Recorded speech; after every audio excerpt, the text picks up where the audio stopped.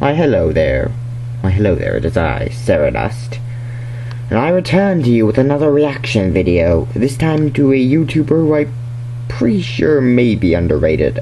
It's in the middle ground. A guy named jwittz, the jwittz. Now I'm going to react to his top 10 underrated DS games. Now personally, I feel there are a lot of underrated DS games, and if some of the ones I own make it on this list, or have owned in the past, that'd be great. So let's begin. I'll give you my thoughts afterwards. Ever since I did the old 99 Gamer sponsored videos where I'd give a short demo of various Nintendo titles, I wanted to put together some kind of series where I share Nintendo experiences that I felt weren't as common for most fans. I absolutely love the Extra Credit series where they go through games that you might not have tried yet.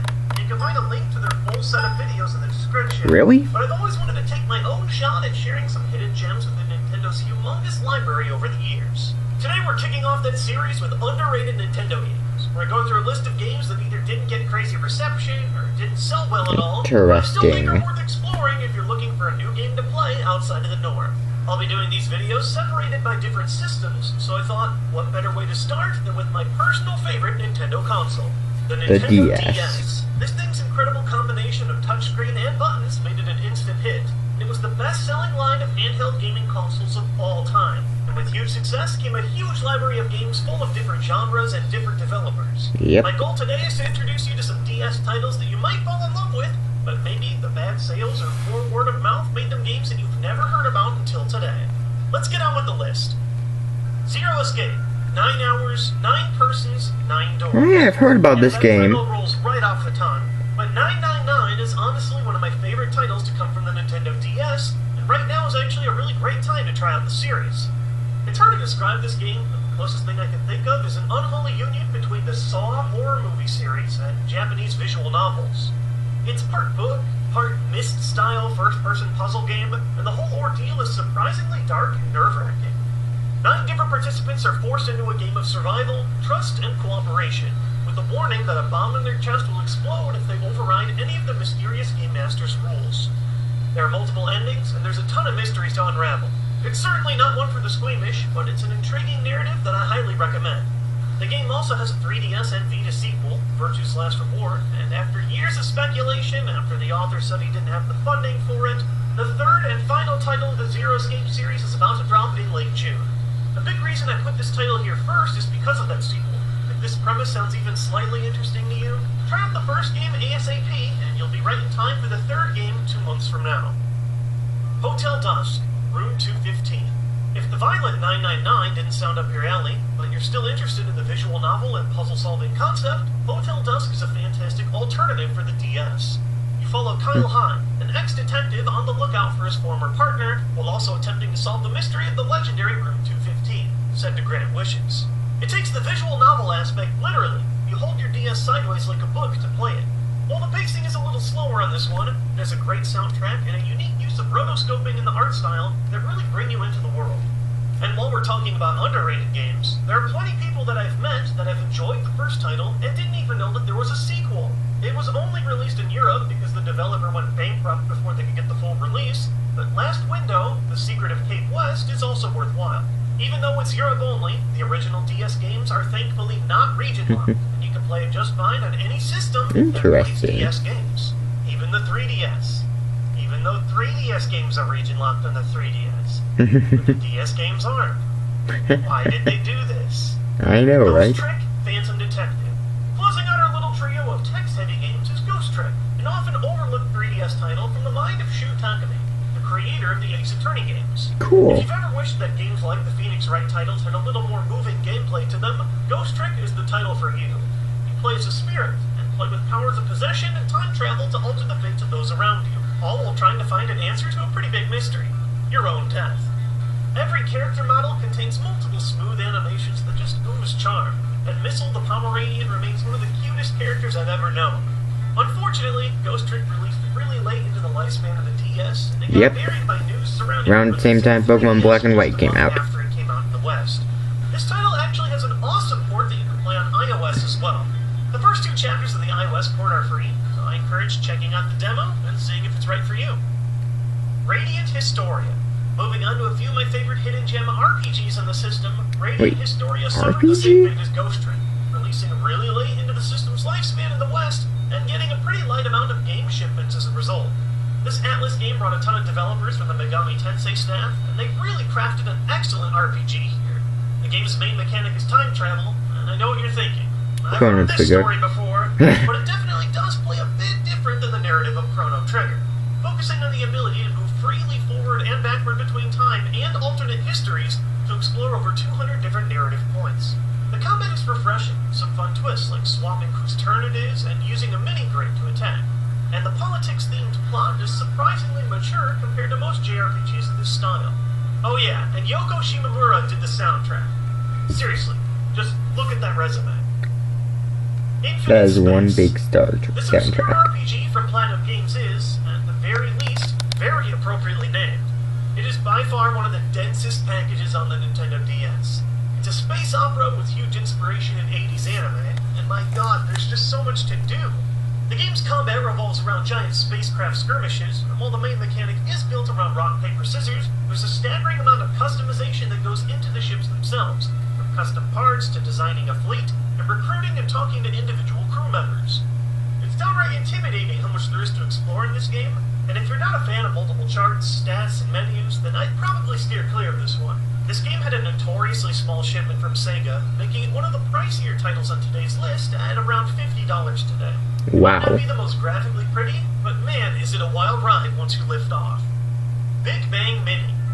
So far, most of the games we've covered are all about huge narratives, but if you want something a little simpler, Big Bang Mini is about as straightforward as it gets. It's a beautiful shoot-'em-up with fireworks. You dodge incoming fire while simultaneously launching colorful bursts onto the top screen from the bottom screen.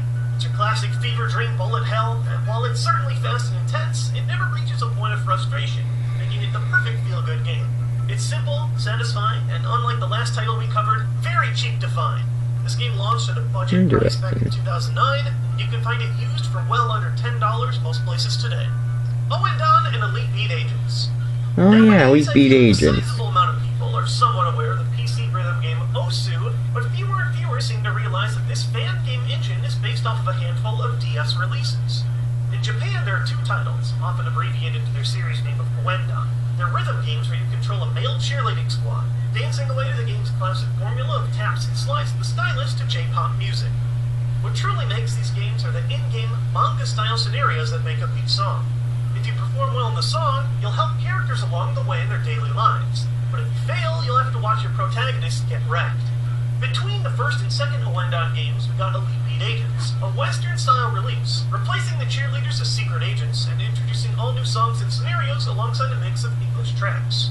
Surprisingly, it's just as good. I don't want to spoil all the fun, but here's just one scenario for you. Your song is Good Charlotte's The Anthem. Your scenario is helping a retired baseball player restore his former glory while fighting a lava golem at an amusement park. It is ridiculous, and somehow you'll still end up crying by the time you hit the Christmas episode. I recommend starting on EVA if you're an English user, but to be honest, you don't need to know a lot of Japanese to play and enjoy importing the region-free Owendan games either. It's heartbreaking that these releases never sold extremely well, because they're my all-time favorite rhythm games. Electroplankton. Remember that Smash Bros. Brawl stage that you unlocked and then immediately avoided? This is the game that stage came from. If you can even call it a game. Honestly, it's more of a creative tool than anything else, but man, something about this game puts me in the best mood. Tap on stuff to see what sounds they make. That's the entire game. It's like the equivalent of one of those baby toys meant to intellectually stimulate infants. But in a way, that's what Electroplankton does. It takes you back to a simpler time, and just allows you to explore your creative musical urges. It's not so much for making your own music either, although I have seen some amazing users do that as well, but more of a way to make your own wind chimes and relax. It's super experimental and ultimately not that deep at all, but I really wish there were more content like this game out there. Might and Magic: Clash of Heroes. Closing things out, I want to share two puzzle titles for the DS that I think are absolutely brilliant. The first is Might and Magic: Clash of Heroes, one of the modern spin-offs of the Might and Magic series that honestly feels nothing like the old JRPGs, but that doesn't stop this game from being one of the most compelling adventures I've had on the DS to date. It's a puzzle game at its core, but unlike most of the games of this nature, your puzzle swaps are slow and turn-based. It's an extremely tactical title full of little nuances, down to picking out your individual army, weapons, and leaders.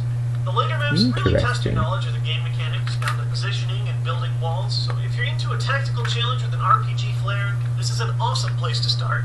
Also, while this game did start as an obscure little title on the Nintendo DS, the creators eventually ported this game to a ton of other places for everybody to enjoy, so you can also download and play this game in a ton of places from iOS to PC to the last generation of Xbox and PlayStation systems. Henry Hatsworth in The Puzzling Adventure. Wait, what? And finally closing on today's list is Henry freaking Hatsworth. From EA of all places comes one of the most shockingly good games I've ever encountered. On face value, this box art looks like one of those bargain bin games you find buried at a 2010 Walmart. Maybe it was. Actually, as far as I can research, I don't think this game sold well at all. But man, is it fun!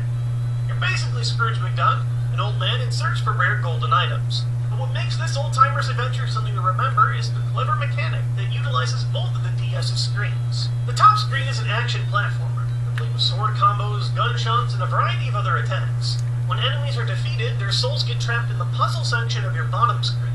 If you don't clear them in the puzzle mode in time, they'll return from the grave to the top screen.